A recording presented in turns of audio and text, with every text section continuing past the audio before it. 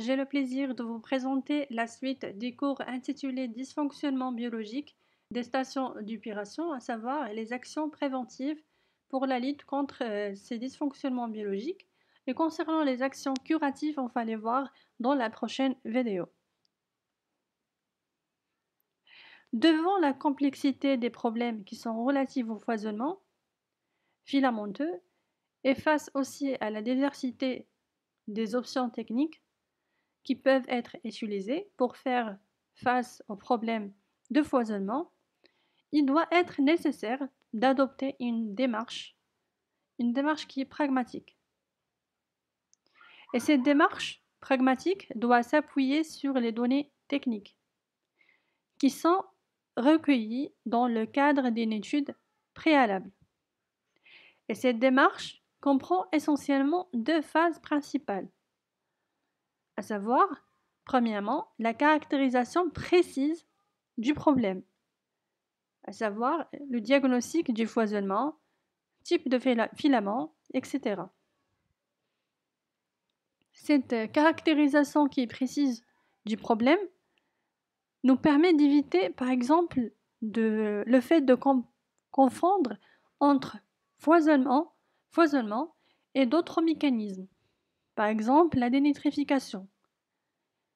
De plus, lorsqu'on a une identification précise du filament, cela orientera la recherche du ou de plusieurs facteurs déclenchant son développement.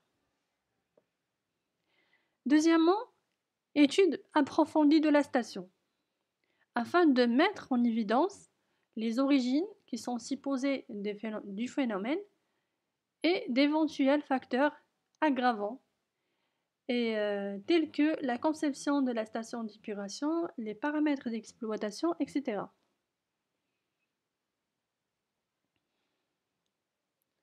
Il faut savoir aussi que ces examens, même s'ils engendrent des délais qui sont inévitables, sont les garants de l'efficacité à long terme de la technique curative que vous allez choisir. Et ce choix doit également tenir compte de l'acuité du phénomène et de son caractère permanent ou bien occasionnel. On passe au rappel des actions sur le réseau. Comme vous savez, la présence de sulfure ou la mesure de potentiel d'oxydoréduction bas confirme la nécessité de mettre en place des techniques pour améliorer la qualité des eaux à traiter. Dans ce cas, deux approches sont envisageables. La première, éviter l'anaérobiose dans le réseau par l'ajout d'un oxydant tel que l'oxygène ou bien le peroxyde d'hydrogène, le nitrate. Deuxième approche, traiter les composés qui sont issus de l'anaérobiose, tels que les sulfures par précipitation à l'aide d'un sel métallique.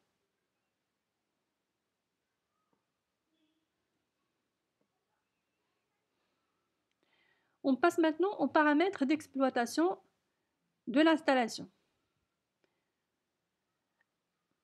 Dans ce cas, une vérification de l'ensemble des paramètres clés doit être réalisée avant toute action curative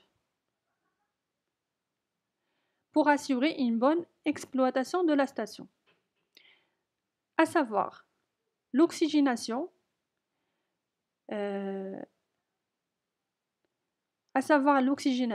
la charge massique, le taux de recirculation, le temps de séjour dans l'ouvrage, la puissance d'agitation, l'évacuation des flottants de tous les ouvrages, etc.